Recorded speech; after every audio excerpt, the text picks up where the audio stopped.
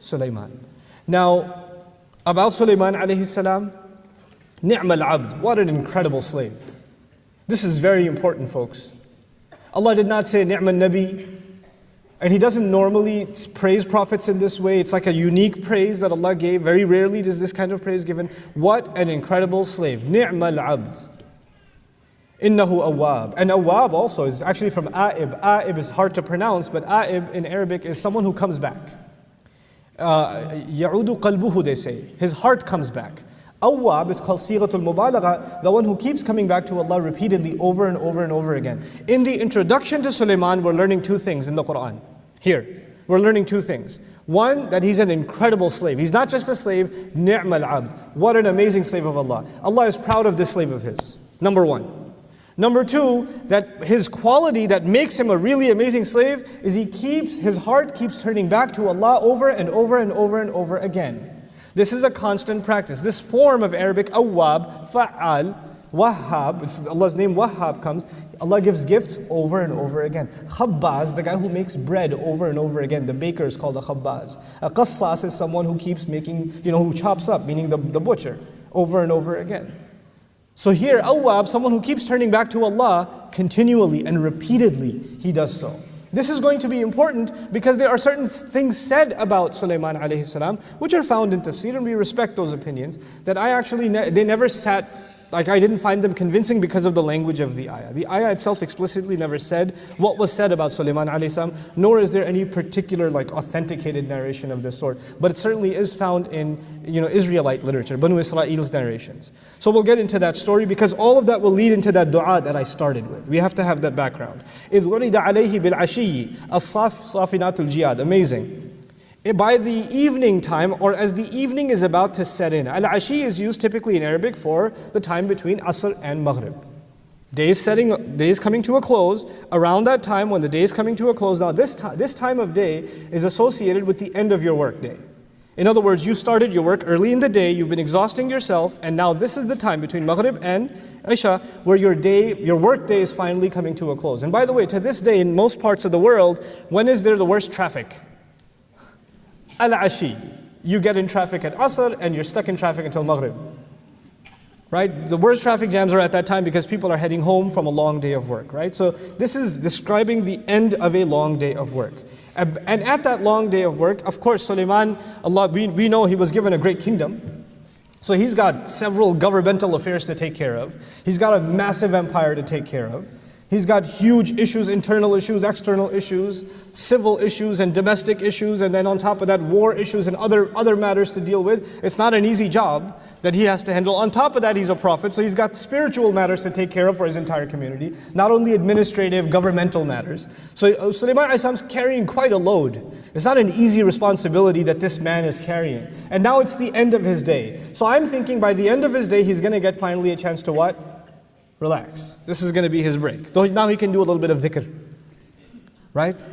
Allah says at this point, what was presented to him, as-safinatul jiyad. As-safin la yakun illa min al-khayl wal-afras alladhi yaqifu ala thalathi qawa'im. I wish I could physically demonstrate this to you, but I don't have 4 legs.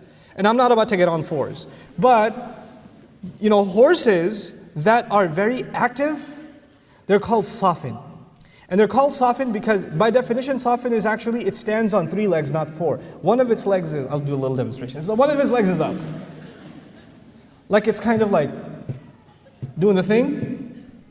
It's like pumping, ready to go. And it's actually a show of loyalty to its master when it poses like that.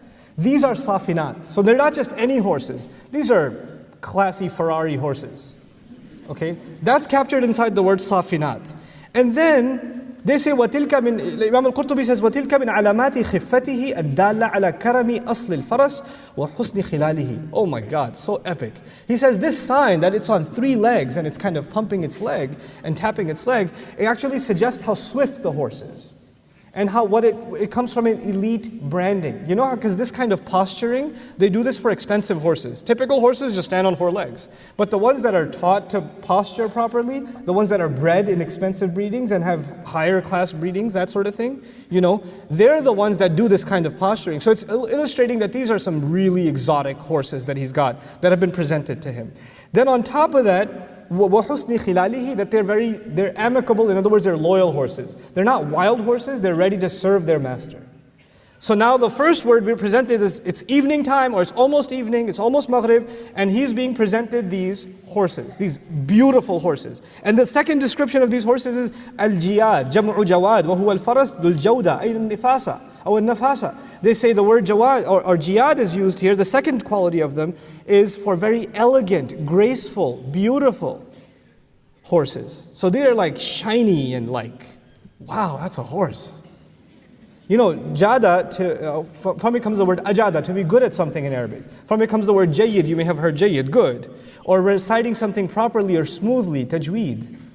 Enunciating things. Very defined, cut, the legs and the muscles of the horses are very well cut and defined. So these are really, really nice horses that are now being presented to him. By the way, these safinat, al-jiyad, from the description in the language, it's already clear these are battle horses. Because they are cut up, they're muscular, they're ready to run. And now they're being presented to him for inspection. What is Sulaiman's job? What did I already tell you? What is his job? Alayhi salam. He's a prophet. He's a ruler. He's a ruler of a massive, expansive empire. He's been exhausted the entire day. The day is coming to an end. And now the cavalry, by the way, Sulaiman alayhi salam's army includes all kinds of animals. And all kinds of things. You guys already know this from other places in the Quran. But now the cavalry is being brought in. And he's going to check, it's being presented to him. It's being brought to him. You should inspect it yourself. Man, I got other things to do. Can't somebody else do this part? But Sulaiman alayhi salam goes and he wants to check them himself. He wants to look at the horses himself. فَقَالَ, now this is the part that the interpretation that's commonly given, I will share with you first. And then I will tell you that I completely disagree with it with all due respect and share with you what I find far more convincing. And you can make up your own mind. I do not impose my convictions on you, but I don't hide them either. Okay? So at the first, let's just see how it's typically translated or understood. فَقَالَ, therefore, when he saw the horses, he said, إِنِّي أَحْبَبْتُ حُبَّ الْخَيْرِ, that I certainly have fallen in love with the love of good. And the good is used in Arabic many times for horses. Like the ultimate good for the Arabs was horses. Right? So the language here in the Quran suggesting that when he sees these epic, glamorous horses, he says, I have fallen in love with the love of good. It's almost like this king who's got a car lot full of Ferraris and all of them are, you know? And he's like, yeah, I love this good stuff. I love my horsepower, you know? عَنْ ذِكْرِ رَبِّي. But out of love of this good of mine, he's checking on the horses, this love has taken me away from mentioning or remembering my master. So the story goes, that's attributed here, is that he was taking care of his horses. And he was so busy with these horses that, and what time was it, by the way? I forget. It's Asr time, and you're taking care of the horses. Before you know it, what shows up? Maghrib shows up. He doesn't even realize he's still in the barn taking care of the horses. Maghrib passes. He looks outside. Salat time is over.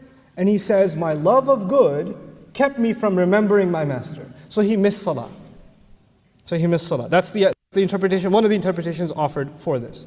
حَتَّى تَوَارَتْ بِالْحِجَابِ, until it disappeared into the unseen, and behind the barrier. Which barrier here suggests, some say it disappeared behind the barrier means the sun disappeared behind the barrier of the horizon. Okay? And it being feminine tawarat, so which means Maghrib came and went. Right? Does the Quran say the sun disappeared? No, it says it disappeared. That's what it says, it disappeared. So now when he experienced this, he got upset. And he said, Rudduha alayya.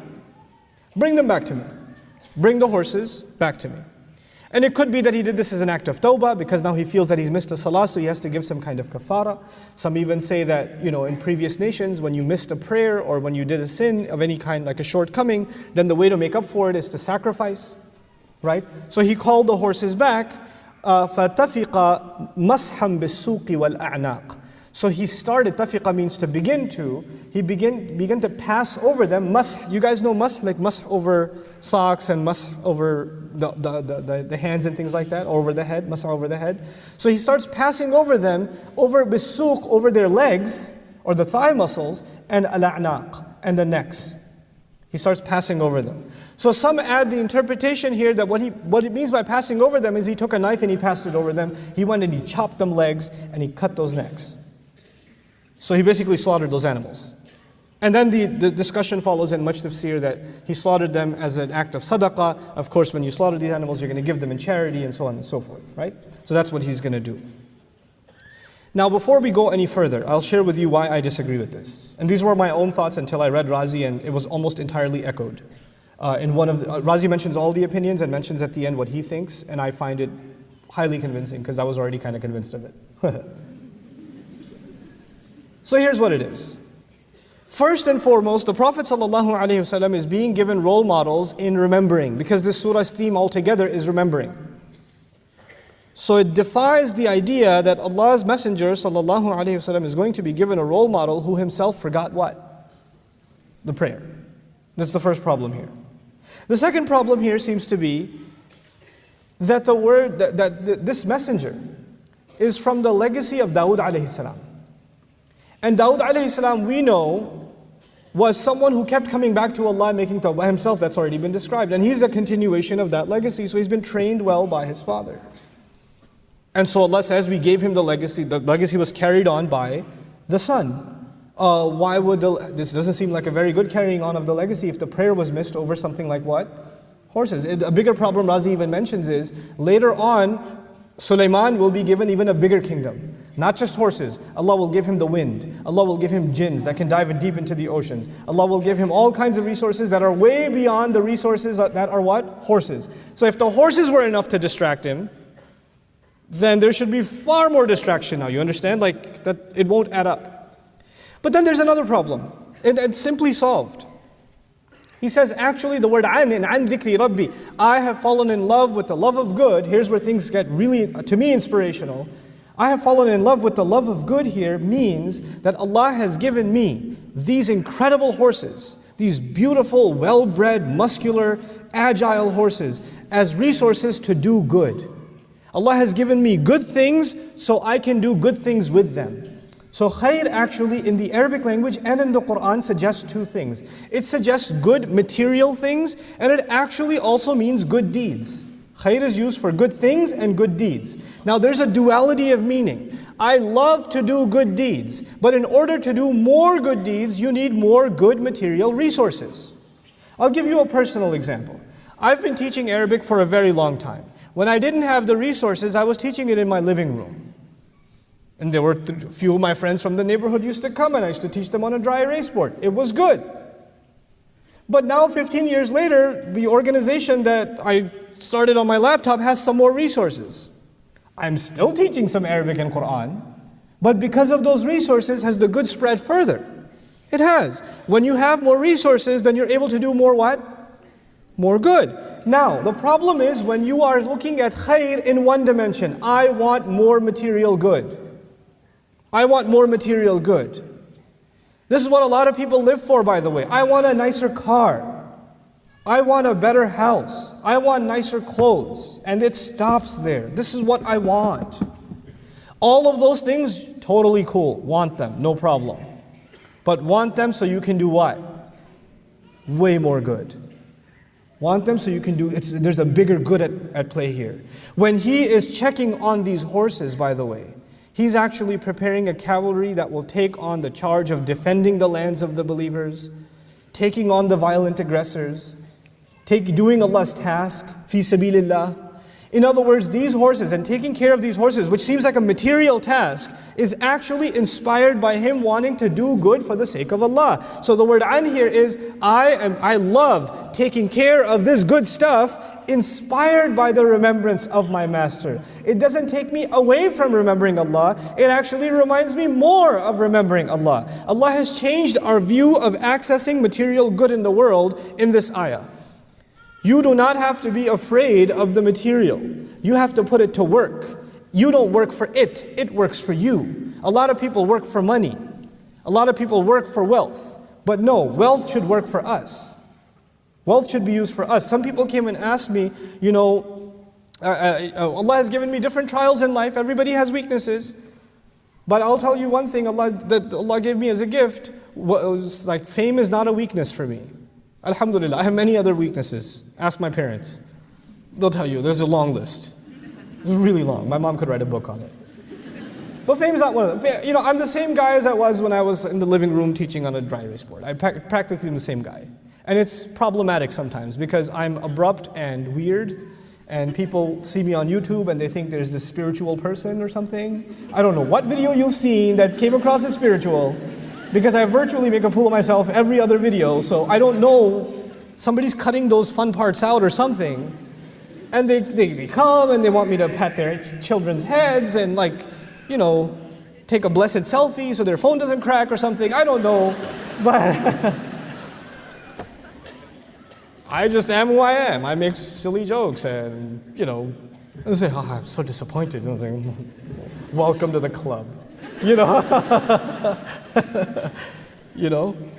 But the reason I'm bringing this up is fame, to me, is actually is not something you work for, it's something that works for you.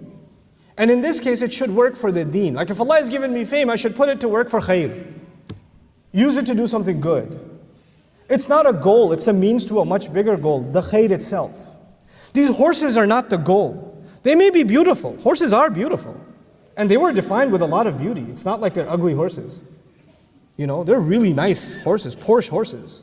No, they're really nice horses. He sees in them a means to a much bigger end. And all of that is inspired by the fact that Allah sometimes gives you and me talent, ability, money, opportunity, you know, investment. He gives us these things. He gives us strengths. He gives us creativity. And that creativity is supposed to be used for something much bigger. This is what Sulaiman AS sees. And so he says, I love taking care of these horses, inspired by the fact that using them, I will be remembering my Rabb. And when he's going to do that, عن ذكر ربي حتى توارت بالحجاب, the interpretation there changes again, until they disappeared into the unseen. In other words, he said to the horses, mush, march. And he's going to, because horses are tested by what? Making them run. So he gets the horses to run off. And he sees them way out disappear. And tawarat, the tafa'ul pattern suggests, and that's why the sun is also lesser likely, because tawarrat would have been the word. Tawara is when two or more parties are involved. So horses are racing each other, and together they're disappearing out into the horizon. And the evening time is coming. So the horses have gone off. It's like a race. And as they've gone off, he says, bring them back. I want to see which one of them is tired, which one of them is doing well. Rudduha alayya. Bring them back to me. فَطَفِقَ مَسْحًا. Then he starts, now how do you check on a horse? I mean, I don't know much about horses. But we do have a few barns near where I live, because I live in Texas and really have barns. And gun stores. We have gun stores. It's amazing. You know, I don't go to a gun store looking the way I do, but anyway, so yeah. I already got Abdul Nasser going to mountains to deliver supplies. Like, not going to a gun store anytime soon. Anyway, so now he brings the horses back. You know what, you pat them on the neck, right? This is the a'naq, and you kind of pat their legs and you rub their legs, because the legs are the ones that get tired, they do all the work. This is someone who checks on horses, knows the horses, that's what they do. So he starts patting them on their legs and their neck. He's literally taking care of these horses. Allah is teaching us, when Allah gives you resources, Allah gives you good stuff, you should what? Take care of it. Take care of it. Because you're going to use this to spread Allah's word. You're going to use this to serve this deen. Whatever resources Allah has given you, you take care of them. If you do all of your da'wah on your iPad, keep it clean. Because that's what you do use it for Allah's work. If Allah has given you the ability to speak, to maybe teach, maybe you teach some friends in college, maybe you teach some people at home, dress your best. Because you have to be your best when you do Allah's work. Allah didn't give him broken down old horses, like Buick horses. He gave him Ferrari horses. And he took care of them. And he checked on them. Now here's the other part of this. I already started by telling you he's a king, he's a ruler, he's a prophet, he's got a massive expansive empire, he's got internal and external issues to deal with. The kingdom of Sulaiman AS is a very complex problem. So this should be a micro task that is not befitting him. He should get some servant to do this for him. Just make sure it gets done, isn't it? But he realizes something. No matter how big he gets, there are some things that he just still wants to have his hands directly on. He doesn't want to lose sight of who he is. And he doesn't want to lose sight of the fact that no task is insignificant. He wants to leave himself as a role model for his followers because he's also a prophet. And for a prophet, serving Allah is never beneath him. You know, it's like the CEO saying, that's the secretary's job, I'm not going to do that. No. Or the imam saying, that's the janitor's job, vacuuming the masjid. I'm not going to do that. That's beneath me. My job is to give the khutbah and I'm going to leave. I got the VIP tasks, you got the lower end tasks, right? In this ayah, what we're learning is that Sulaiman AS, given the status that Allah had given him, he did not actually make a distinction between the smallest of tasks and the biggest of them. You learned this about Sulaiman AS on multiple occasions. You know how big his army is, right? And it's got birds, it's got, and birds, if you've ever seen birds flock, they're countless, literally countless. And you find another place in the Quran, he sees the flock of birds, thousands in number, of different species. He says, Mali la ara al-hudud. I don't see hudud. He knows the bird by name. How does he know this bird by name? And how does he know this one bird is missing? Do you understand how meticulous his leadership is? That he checked on this one bird that came late? One bird. I teach class. I used to have 60 students. For 9 months, I had 60 students. By the time you're done with 3 months, you know every one of them. You know where they sit. You know who's absent and not absent, but you know some of them, you only recognize them because they ask dumb questions. They ask questions from 2 days ago. I have a question. So when you're expecting it about 7 minutes into the class, you're going to get, I have a question. And you don't get it, then you say, hey, where's Bilal? You only notice them after you had an expectation. But Sulaiman's, his insight, his view of his flock, his followers, it's incredible.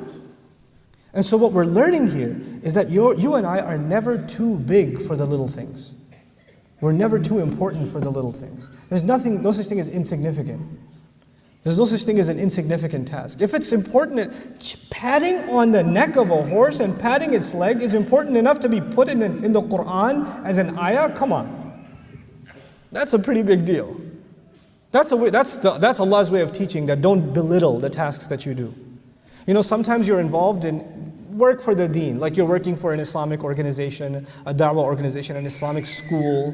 There are lots of people that help put this program together, for instance. I'm standing here on this stage with the mic behind me, but there are people that are running cameras, there are people running logistics, there are people checking emails, there are people answering questions, there are people running security, there are people, all these people, and you guys don't see them, you guys just see the guy with the lights on them. But you know what? What they do is not any more or less insignificant than me. It's all one team, it's all one group of people, and to Allah, they're all on stage. Like to you, I'm on stage, but to Allah, they're all on stage. And actually to Allah, some of the people that are in the back babysitting children may be far more valuable than me. Because that's how Allah gives value. No task is insignificant. I'm just a volunteer. No, you're a volunteer. That's a big deal. You understand? There's a significance being given to these resources. Now let's move on. So these horses disappear, he pats them, and now we're learning that Sulaiman AS, at least what we learn now, the day is over. And when the day is over, what you'll expect from any normal human being is they're going to be exhausted. They're going to be completely overwhelmed. Imagine the amount of pressure this man has on him, alayhi salam. And so I'll offer you the interpretation of the next ayah, what I find most convincing, instead of going through all of the opinions. وَلَقَدْ فَتَنَّا سُلَيْمَانَ. We thoroughly tested Sulaiman. Sulaiman was tested on every front, alayhi salam. وَأَلْقَيْنَا عَلَى كُرْسِيِّهِ جَسَدًا. Literal translation, we threw on his throne or his chair, we threw a body that looks almost like it's lifeless. The interpretation I find most convincing is literally that Allah Azza wa Jal threw him on his throne and he's so exhausted that he can't even get up. He's so burnt out by the work that he has to do. Allah has given him an incredible amount of resources, and he's so enthusiastic about taking care of the smallest task to the biggest task, and that's just humanly really difficult to pull off. That's just way too much responsibility for one person, to the point where he's just collapsing. He can't even stand up. He's just thrown on his chair. And as he lies there, by the way, when you're that exhausted and you're in a position of leadership, that's when you start complaining and go in a bad mood. I'm so tired. I don't have any good help. Nobody even helps with the horses. I've got this front over here, I've got a civil war going on over there, I've got this general who's got this problem, I've got this, got that. And nobody's taking care of business. Instead of complaining, what does he do? He's on this chair, ثُمَّ أَنَابَ, then he repented. He came back to Allah. You know, this is the difference between decent people and indecent people. You have to understand this lesson before we go on. Because this is all working up to that dua, that one dua that I want to get to. What is the difference between decent people and indecent people? I'll tell you the example of decent students and indecent students. That's my favorite way to do this. A decent student and an indecent student both take the same test. They both fail. They both failed. The decent student comes up and says, Ustaz, I should have done my homework. I should have been reviewing from a week. I had these questions and I got lazy and I didn't ask and I didn't seek the extra help and I crammed and I tried to study 2 hours before the exam and that's why I failed. The indecent student comes up and says, you know, this curriculum is very complicated. Also, the hours are very inconvenient. I mean, my Fajr starts at 9 a.m., you know, and you guys start at 8 a.m., which is like the Hajj time, you know. Also, where I'm sitting in the class is very inconvenient because there's a really skinny guy on this side, a really fat guy on this side, and it's just awkward for me. And, you know, and it's Texas, it's really hot. And also, Ustad, sometimes you're really boring. And that's why I can't pay attention. And also. They both failed. One of them comes forward and says what? It was my fault. The other one comes forward and says what? It's the entire universe's fault. The only one not at fault is me. Everything else was wrong. You understand? Now I'll give you another example of decent and indecent people to understand this. You did your very best. You did your very best. You put every ounce of effort in, for example, putting a program together. Right? You did the advertising, you did the marketing, you did the logistics, you did the paperwork, you did this, you did every dot was every T was crossed, every I was dotted, every single detail was taken care of, and yet the program got canceled. It didn't work out. Decent people, who do they blame? Even though they did everything right, you know who they're going to blame? Themselves. I must not have done something right. They blame themselves. Indecent people, everybody else. Is Sulaiman a.s. exhausted? And if he's exhausted, he's thinking, if I'm so exhausted, I won't be able to do other work.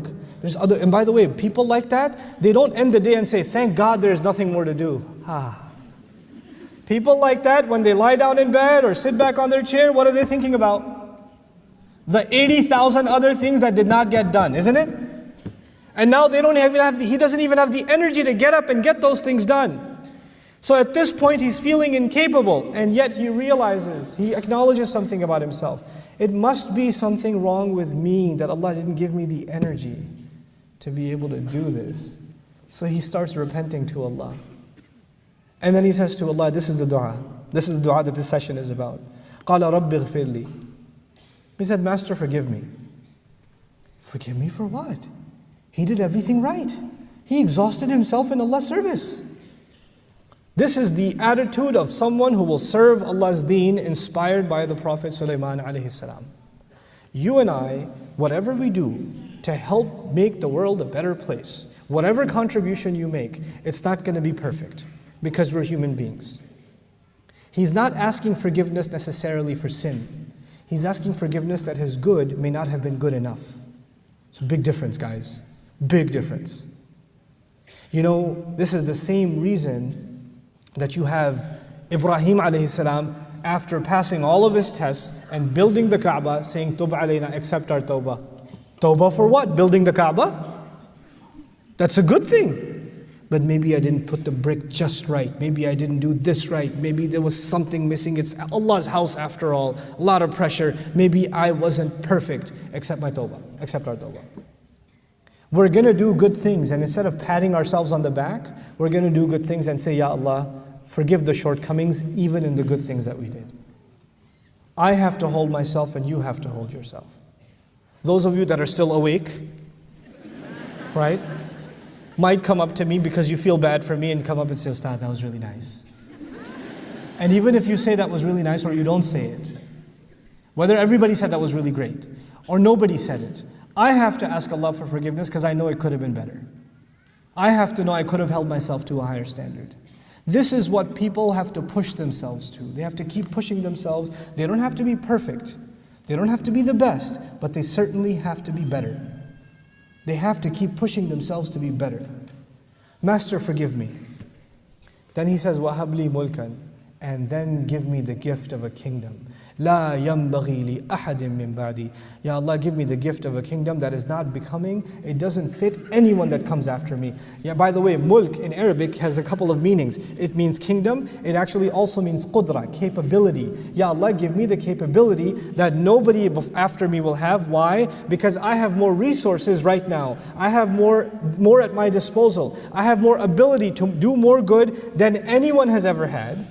I've got this incredible opportunity. I just don't have the energy, the capability to take care of all of this and put it to use. What good is having, this amazing machine, but you don't have the strength to operate it? Ya Allah, I need the strength and capability to operate this machinery, so give me the energy to make full use of the resources that you've given me. Give me the power to do that.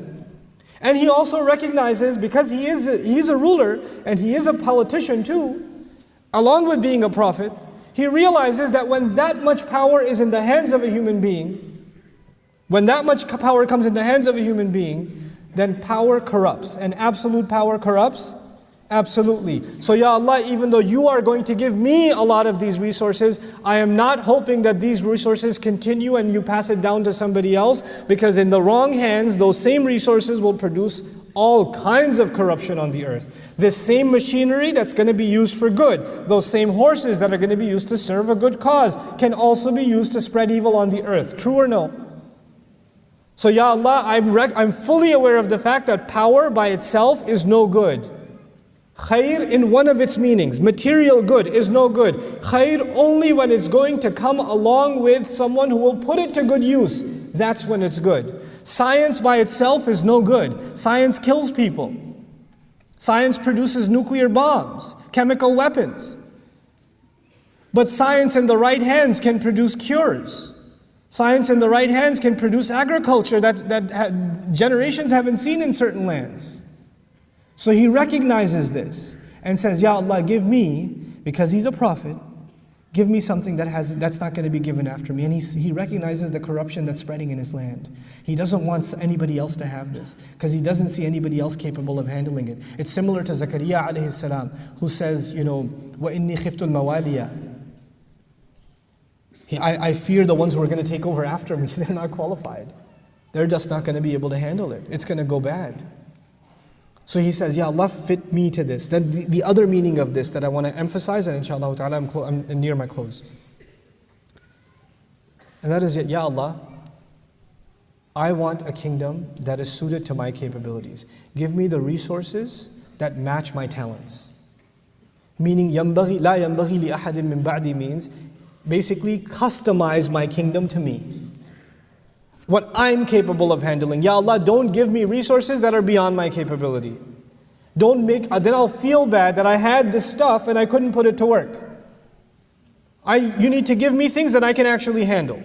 I ask your forgiveness that I'm not capable of more. But give me what is within my capacity, within my capability. لَا يَنْبَغِي لِأَحَدٍ مِّن بَعْدِي.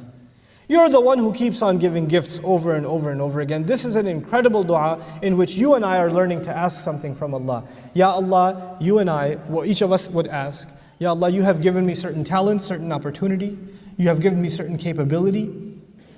You have given me certain wealth. Now Allah, give me the strength, the will, the moral will, the spiritual strength to put this stuff to good use. in a way that is fitted perfectly for me. You know what that also tells you? The good that I'm going to do, I cannot compare with the good that you're going to do. What Allah gave you is not the same as what Allah gave me. And so the way you're going to put your goodness to work is not the way that I will put my goodness to work. And there is no comparison. It's not for anybody else, it's for you. لا ينبغي لأحد من بعدكم. يعني بعد بمعنى دون هنا كذلك. No, other than me, it's not for anybody else. I'm just asking for myself. We're learning in this dua that we don't ask Allah for things that other people have. We ask Allah for things that are best for ourselves. Don't live a life of comparison. Don't live a life of comparison. Get Allah to give you what is right for you. وَلَا تَتَمَنَّوْا مَا فَضَّلَ اللَّهُ بِهِ بَعْضَكُمْ عَلَى بَعْضٍ. Don't wish for things that Allah has given other people preferences over you. Sometimes Allah gives other people things that He doesn't give you. But you will have to ask Allah from within what He has given you. Give me something that I can put to work like nobody's business. لا ينبغي لأحد من بعدي. It's so powerful. It's so beautiful. In this incredible passage, we're learning to break something. You know, I don't like this attitude at all. I think it's poisonous. The poisonous thing is, I don't want dunya, I just want deen. Where did you get this idea? I don't want dunya, I just want deen. And what does that even mean? Well, I just want to do something for the akhirah. I just want to pray. When he was doing dhikr, what was his dhikr? Patting on horses and watching them race. That was a spiritual exercise for him, was it not? What are we learning? We're learning that engaging in this world and excelling in this world for the right reasons is deen. Engaging in this world. One of the most inspirational places in the Quran that I can't get over is even the ayah of dain, the ayah of loans, the longest ayah in the Quran, business transactions. Business transactions. You don't get more materialistic than business transactions, people. And yet the guy who knows how to write the loan contract, فَلْيَكْتُبْ مِمَّا عَلَّمَهُ اللَّهُ. He should write based on what Allah taught him. Allah didn't teach him. He learned how to write business contracts from the people who taught him how to write business contracts. And it's not a spiritual education. It's an education in finance and accounting. And Allah calls it, Allah taught him. The same verbiage that's used for Allah teaching the Quran. مِمَّا عَلَّمَهُ اللَّهُ فَلْيَكْتُبْ. He gave nobility to even someone who learned business transactions as something spiritual if it's done for the right reasons. We don't separate worldly life from spiritual life in this Islam. We don't. We submit our worldly life to a higher goal. We excel in this worldly life for a higher goal. Your career should mean something more than just putting food on your table. Your educational aspirations, the young people that are sitting here. What is your life going to be worth? What do you want to do with your life? Oh, I like photography. Why do you like photography? What are you going to do with photography? You can like photography, but have a vision, have a purpose that is khair. I kind of like it. Not good enough. Give me something real. Produce something. Have a vision for something. Ask Allah to give you capability to actualize your strength, your talents. And so, having said this, I want to tell you what Allah did for him. He says, فَسَخَّرْنَا لَهُ الرِّيحَ. We subdued the wind for him. تَجْرِي بِأَمْرِهِ. That flows whenever he commands. He tells the wind to flow, it flows. رُخَاءً. Softly and swiftly. حَيْثُ أَصَابَ. Whichever specific direction he wants it to go. Not only does he have an army, he also has a navy. When you have a navy, you have these major ships. And back then they don't have engines. So how does the ship sail? With the sails, right? And if the wind is going in the wrong direction, it's much harder to sail. He can actually tell the wind, 45 degrees, due north. And it's going to go exactly where it wants him to go. And then he reaches a point where they want to fish. And the waters are turbulent, because of the wind. He can just tell the wind to what? Stop, we're parking here. And he can turn the middle of the ocean into a parking lot. And now the ships stop calmly because the winds have stopped. And when he does this, Allah says, not only did I give him power over the wind, وَالشَّيَاطِينَ, devils, not jinn, he used shayateen, meaning evil jinns, that otherwise would have been rebellious against him. He gave him power over shayateen, that he could take them out in the middle of the ocean and then make them dive for him and collect pearls and whatever treasures from the bottom of the ocean. And of course it's convenient for him to send them down there because the ships are parked up there. That's already been captured in the wind. So, banna'in wa ghawas. Kulla banna'in wa ghawas. All kinds of construction is being done because of these jinn resources. And they're diving deep and finding all kinds of treasures. وَآخَرِينَ, and by the way, some jinns didn't want to cooperate, and the other ones, مُقَرَّنِينَ فِي الْأَصْفَادِ, they're chained up. So anybody who doesn't want to play ball with Sulaiman AS gets locked up. He's got all kinds of resources. And then Allah describes, at the end of it all, هَذَا عَطَاؤُنَا, this is our gift, this is our grant. فَمْنُن, give it to whoever you want, use it freely. Don't be cheap with it. Now we're learning that when Allah gives you resources, you don't hold them back and say, no, we need to conserve it for the next 10 years. Famnun, give, grant. When you see an opportunity to do good, invest in people, invest in resources, invest in institutions. We keep thinking about saving. Allah says, no, you need to think about spending. I'm giving you, you spend. Spend. Oh, I'm sick. Or you can hold back too, if you want. If you see that there's something you spent in and you invested in, it's not producing as much good as you thought, pull back and invest in something else. Put the resources in something else, put the manpower in something else. You decide what works and what doesn't work. And by the way, in this, Allah is telling us that sometimes we will invest ourselves in something and it will be successful. Other times we will learn that it wasn't successful, and that's okay. You have to invest in something else then. You don't give up. Well, I tried before and I failed. So what? Give. And then hold back sometimes. بِغَيْرِ حِسَابٍ. But don't audit yourself. In other words, don't hold back and say, oh, I don't know, I've done enough, I think. No, there's never enough. You keep going.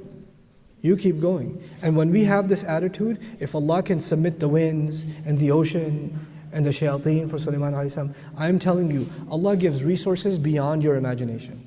Resources are not a problem for Allah. Wealth and resources and capability, physical capability, will never be a problem for this ummah. It will never, ever be a problem for this ummah. The only problem for this ummah will be its willpower to do the right thing.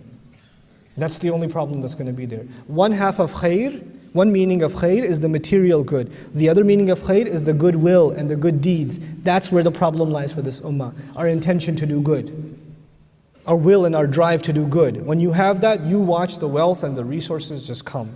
It'll just come. Because you didn't want it. You wanted the good. That was just a stepping stone to get to the good. That's all it was. And when Allah sees that in you, He opens the doors of rizq.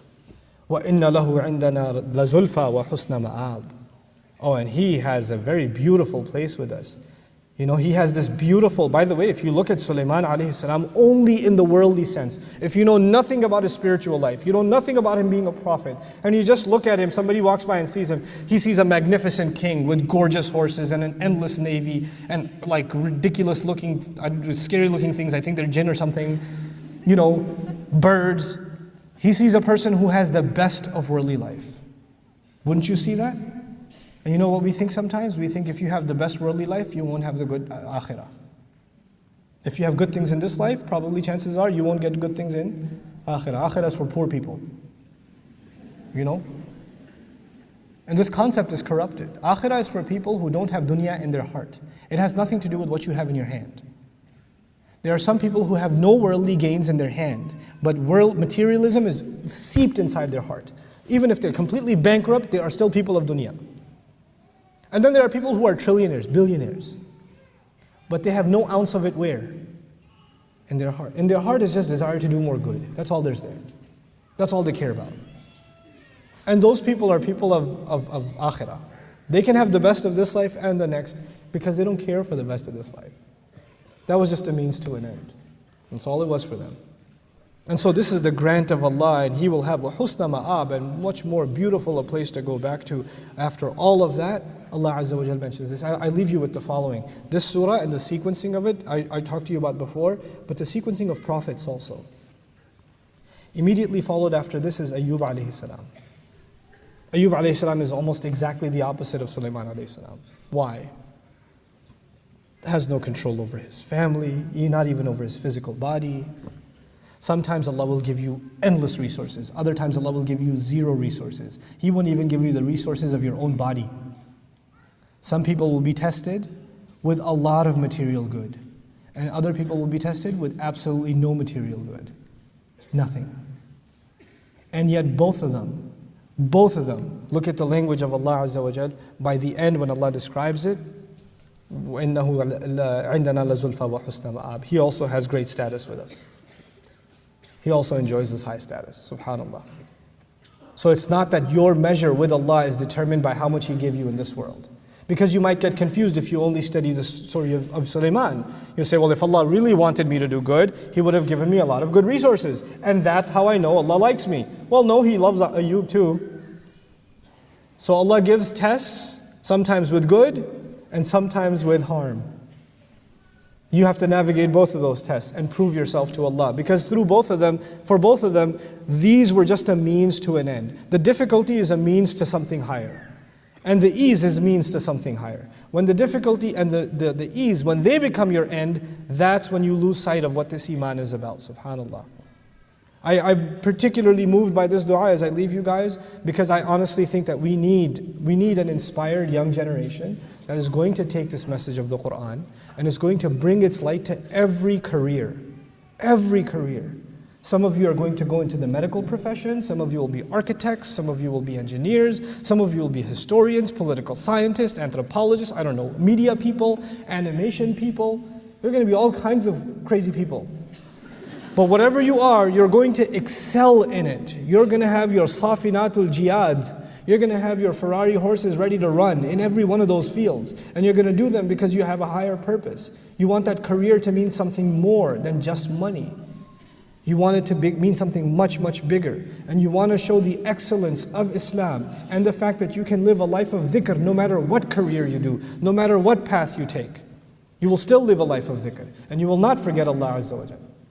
And you will exhaust your resources until they depart into the sunset, and still you'll want to give more and more and more. And even if you do hit a setback, it won't stop you from giving. You will make smart decisions, you'll learn from your mistakes, and you'll keep on moving forward. This is what the Ummah needs right now. This is what it needs. And this was the inspiration given to Rasulullah sallallahu alaihi wasallam, that whatever resources are at your disposal, more or less, you work with them and you exhaust them to their maximum. You put them to work. Famous ayah, لا يكلف الله نفسا إلا وسعها. Just that one part. لا يكلف الله نفسا إلا وسعها. Simply translated, Allah does not burden anyone except to their capacity. Allah does not burden anyone except to their capacity. Except, the problem linguistically is that would have been if the ayah was لا يكلف الله نفسا إلا بوسعها. If the ba was there, I would have no problem translating Allah does not burden a person except to their capacity. By removing the ba, what Allah did is a kind of tawassu', which means something drastically different and powerful. What it means then is Allah does not test or does not burden a person except with their own potential. Listen to what I'm saying again. Allah does not burden a person except with their own what? Potential. Wait a second. That means I got an 80 on a test, but I had the potential to get 100. Allah will ask me what? How come you didn't go for the 100? Just because you were good, it was good enough to get by. Mediocrity, you were just getting by and that was good enough. No, Allah will test you with your excellence, with the maximum potential you have. You and I will have to constantly ask ourselves, what more could I accomplish? What more could I accomplish? What more could I accomplish? And the only thing you're going to have to fear is your own, your delusional fear that you're not capable. You are capable. You are capable. Allah burdened you with capability. Allah burdened you with amazing potential. And you're going to keep pushing that potential over and over and over again, testing it. Because until you test it, you don't know what your potential is. You just don't know. I push myself. You have to push yourself. You have to put milestones on yourself. My next target is I want to know Hebrew in a year. I want to know it. I'm going to study it. Because I want to do some research into the Bible, the Hebrew Bible, for myself. I mean, I could just go ask a rabbi, but I want to sit with the rabbi, show him the verse in the Hebrew Bible and say, hey, translate this. Because I got my own translation. What you got?